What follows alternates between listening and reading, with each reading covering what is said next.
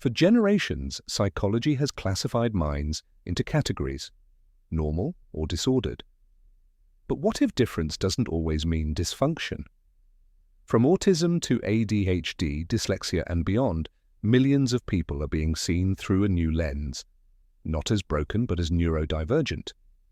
Welcome to Psychology Threads. Today we're exploring neurodiversity versus pathology, and how shifting our perspective could change everything we know about the human mind. The term neurodiversity was first introduced in the 1990s by sociologist Judy Singer, who herself was on the autism spectrum. It's based on a simple but radical idea. Just as we value biodiversity in nature, we should value neurological diversity in humans. Instead of seeing conditions like ADHD, autism, or dyslexia purely as medical disorders, neurodiversity frames them as natural variations in how brains process information, think, and feel. This doesn't deny challenges, and it reframes them. It asks us to see strengths alongside struggles. Traditionally, psychology and psychiatry have used a pathology model, meaning mental differences are viewed as symptoms to be fixed. Someone with ADHD might be labeled impulsive or distracted. A person with autism might be described as socially impaired. Someone with dyslexia might be called slow to learn. These labels focus on what's missing, not what's present. But every brain adapts to the world differently, and often those differences come with unique cognitive advantages. Consider ADHD.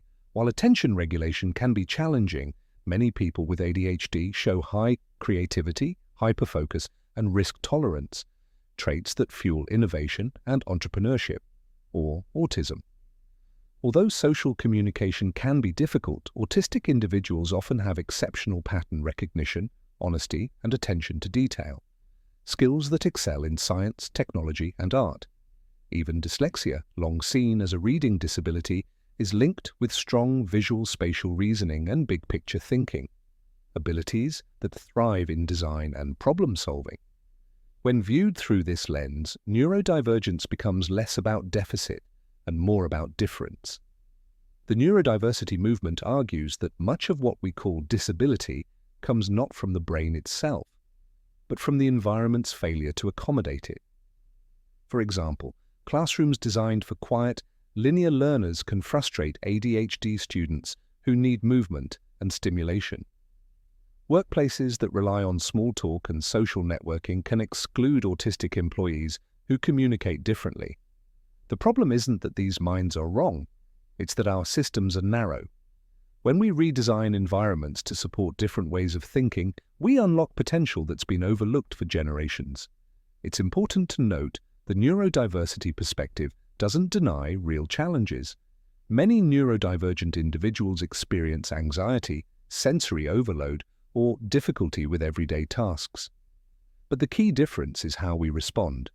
Instead of asking, "How do we fix this person?" we ask, "How do we support them to thrive?" This approach promotes inclusion, self-advocacy, and strength-based support, while still recognizing that therapy, medication, and accommodations can all play valuable roles when chosen with respect and understanding.